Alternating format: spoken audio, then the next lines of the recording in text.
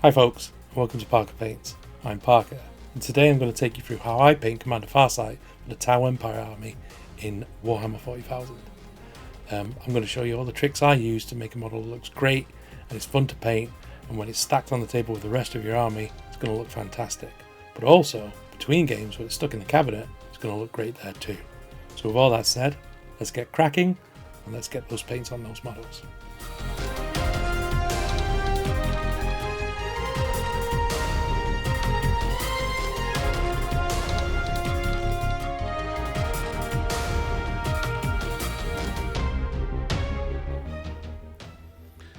So in the first stage, we're going to map all the volumes onto the model using Tamiya flat white.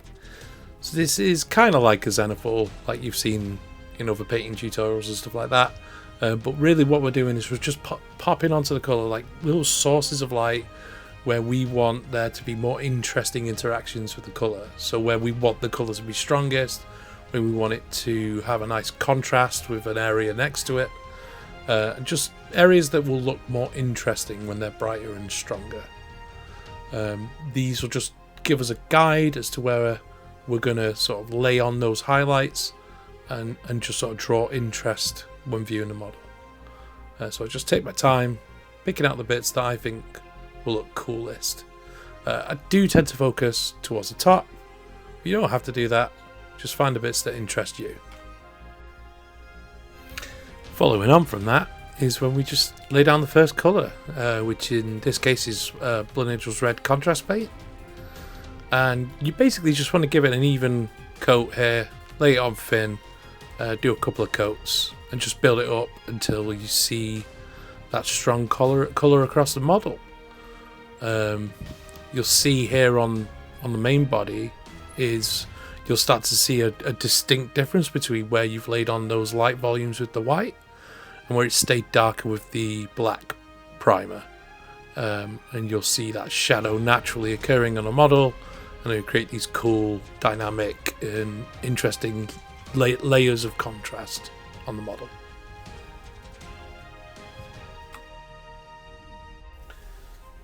After that is where we start to map the highlights onto the model, and we're going to use Mephiston Red for this. And basically we're just going to follow the pattern that we've laid out with the original volumes that we laid on. The paint here is going to be a little thin. You might see spider web. If you do, just push it around with the air, maybe rub it off. If you're not happy with it, just work a little bit quick, a little bit loose. We're just trying and focus down on the areas that you've already got those strong points of colour. Just keep it a little bit tighter than the general highlight itself, so that you're just getting corners onto the higher points, or where you really want there to be a pop of colour and you want it to be nice and strong. You will need to do a couple of coats. You might find that you'll get some harsh transitions sometimes if you're a bit heavy-handed, like I was on the back of the fin there, but just blend it back in with the airbrush later on. Just come back when it's a bit drier and lay a bit of a blend between the two colours. Just take your time, find the bits that look interesting, and just give them that pop of colour.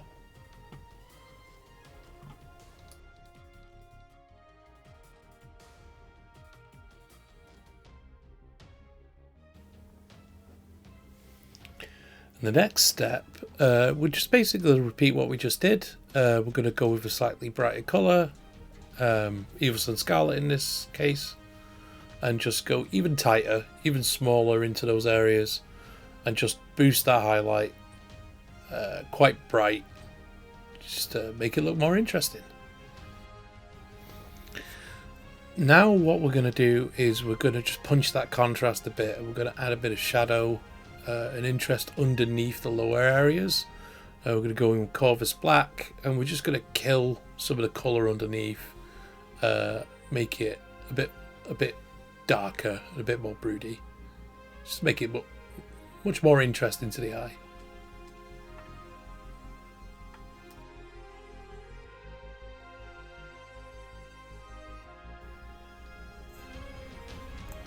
So at this point we're now done with the airbrush, and we're going to switch to hairy brushing.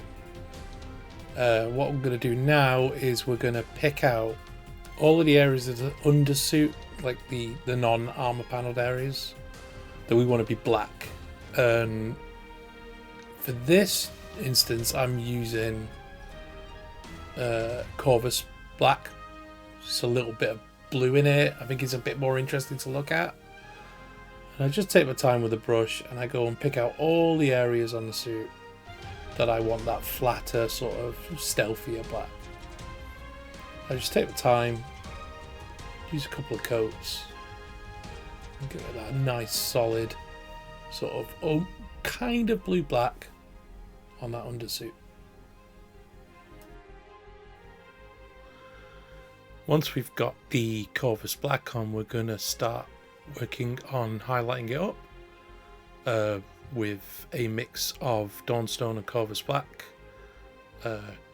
2 parts Corvus black to 1 part Dawnstone is the initial mix. And for sections where I want the panel to actually be grey, I'm going to give an all-over coat. You see here on this chest piece, I'm basically giving it a solid coat. It might take 1 or 2 coats of that. Yeah, just making sure got a nice bit of coverage there. And then as we start to move on to the parts of the suit that I want to remain black but highlight up, I'm going to start picking out the shapes and the areas of the model that I want to lift up a bit, bring a bit more visual interest and detail onto the model. So I'm not really like edge highlighting here or anything like that. I'm just picking out shapes, raised areas, not being super careful here, just sort of getting like the gesture of the light on, trying to get the shape to show through. You know, sort of being tippy tappy in areas, but not super tight, just like sort of loose chunky highlights to bring some visual interest to the black areas. And these will get punched up later on with a further highlight.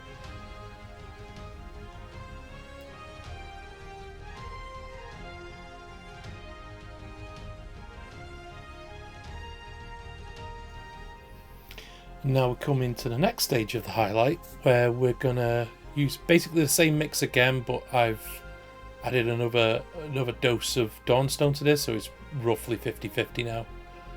I'm going to be a bit more focused here, and a bit closer to the edges. You see I'm being a bit tippy-tappy on these apps. I've sort of raised out the area a little bit more, gone a bit further in, but yeah, just sort of now trying to stay inside where I highlighted before. Still not fine edge highlighting, we're just highlighting that shape again, and just pushing that first highlight up a little bit.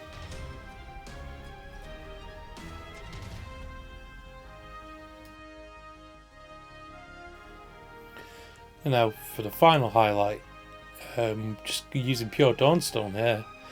So on the grey sections that I want to keep grey, what I'm going to do is I'm going to put the highlight on the very edge. Then with a slightly moist brush, I'm going to blend that edge out and then back in. So I'll use the sort of wet brush that I've sort of wiped off on the palette so it's not super damp.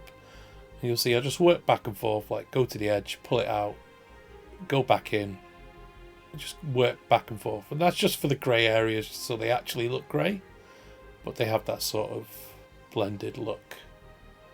And then when I start to move to the actual highlights themselves, this is where I do start to try and focus a little bit tighter to the edge, still being very tippy-tappy.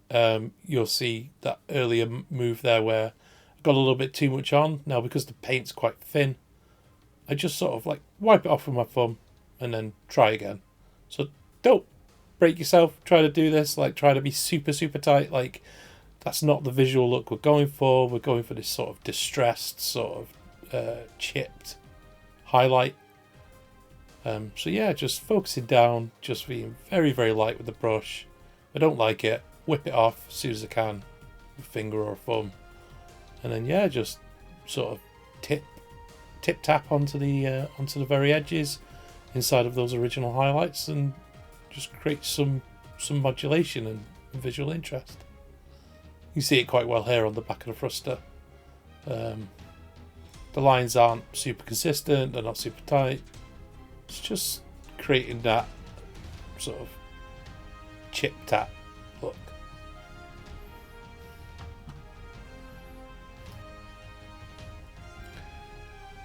In this stage, we're basically in a rinse and repeat pattern here, so we're doing exactly the same on the armor panels that we did with the undersuit. Here we're using Mephisto Red, and much like the first time round, we're just sort of finding the areas and the edges that we want to have some visual interest. I might not hit every single edge and every single line, but I'll generally catch most of them. It looks particularly good against the darker areas. The key here is that the same colour goes across the main panel and into the darker areas of the panel. You see here I'm just adding a few bigger scratches that go into the panel, but that definition between the two colours makes the highlight look great.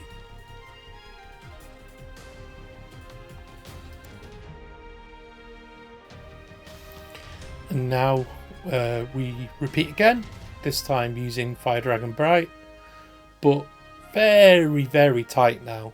We're not gonna throw loads and loads of highlights here. What we're gonna do is we're gonna find those edges that we highlighted before, and we're just gonna put a little bit of Fire Dragon Bright inside of that original highlight.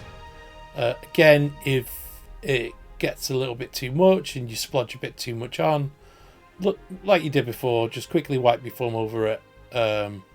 Make sure your paint's quite thin, and you should be good to go. I'm going to try and accent all those little scratches that I put on, make things sort of pop on corners a bit more. If I want the corner to be a bit stronger, like on the corners of areas, like on the edge here, go with a second coat of that Fire Dragon Bright just to lift it up a little bit higher. But again, here, keep the paint thin. That little bit of translucency will impact the colour and make it so it's not so stark. But it's the same again, repeating that distressed look, very inconsistent lines, tippy tappy, and you'll get the effect that we're looking for. Just very distressed and battle worn. Here we can see, after I've gone through, you can see those scratches on the main panels and stuff. Here we go, quick fire look at how I do the gold. So this is just decayed metal from scale 75.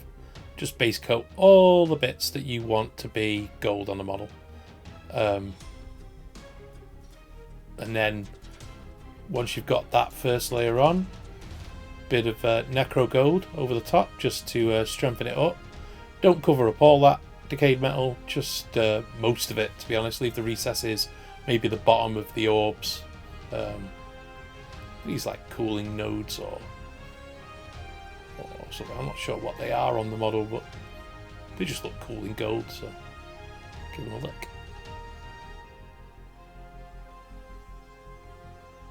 And then the last stage, handily shooting most of that off camera there, Peridot. It's like just the simplest combination of colours, no mixing, no matching, nothing like that, just straight from the pot, thinned a little bit on the palette. And here you're going to concentrate on the edges and the raised areas. Now for the metals on the model, like the steel metals, just lead belcher as your first coat. I use air paints mostly, and then what I do once I've got that coverage on is I take a little bit of very, very thin Abaddon Black and I sort of stipple it into the areas I want shadow.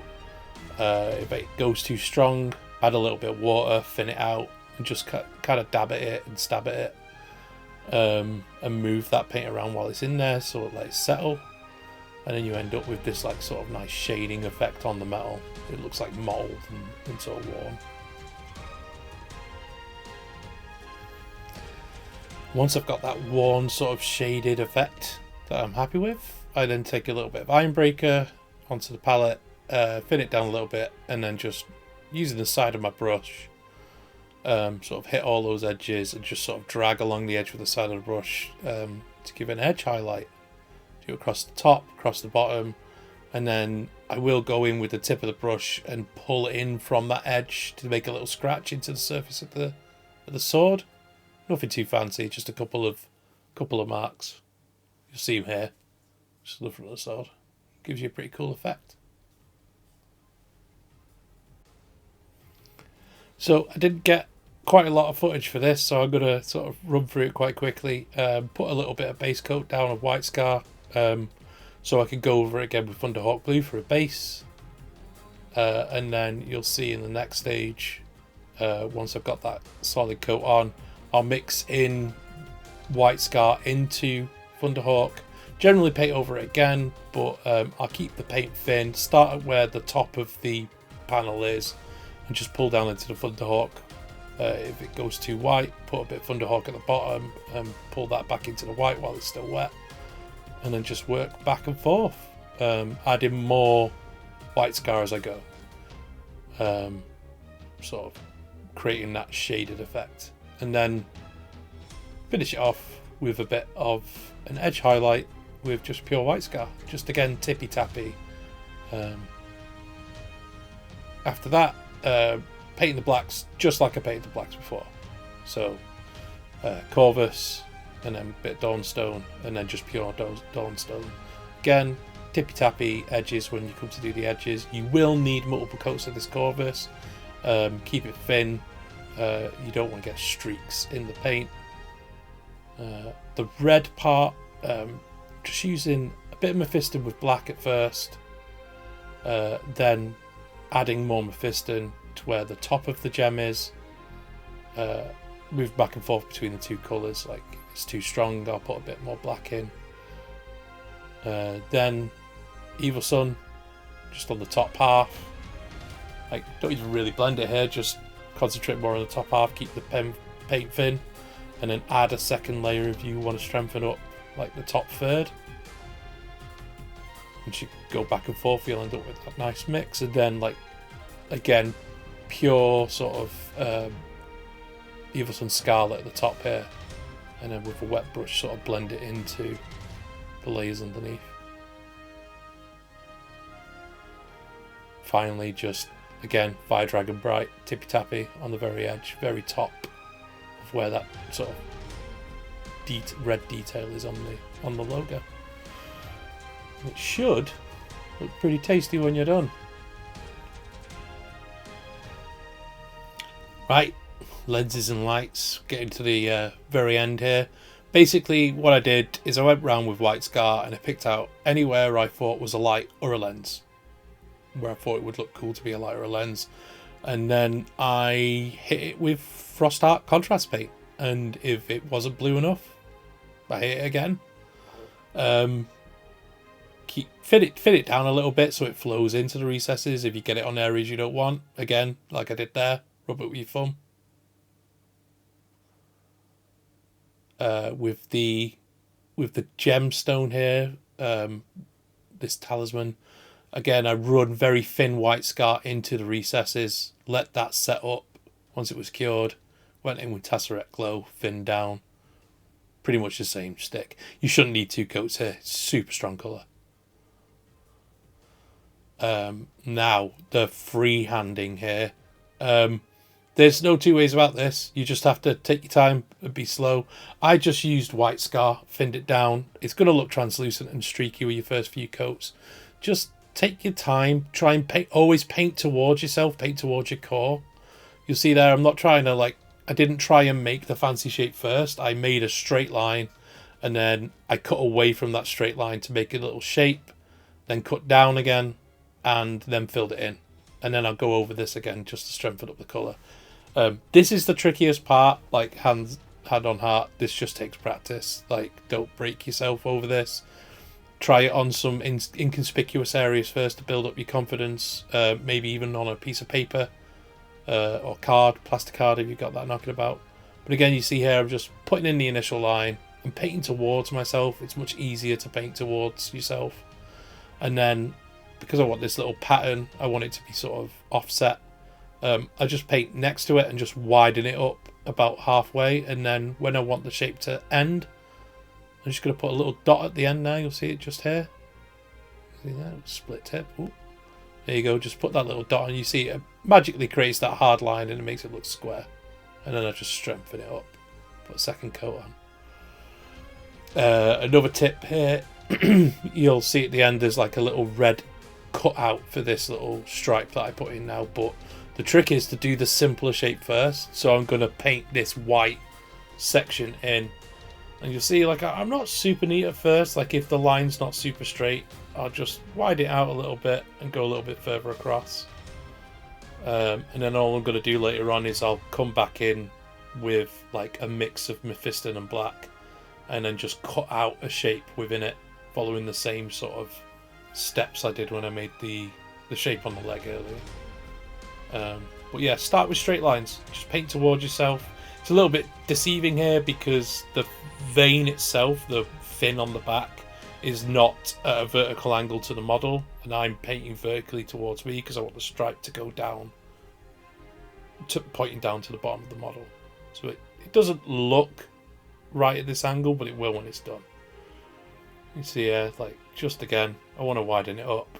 I put just a second line in next to the first line, and maybe pull that a bit further to give yourself that sort of staggered design that the tower famous for.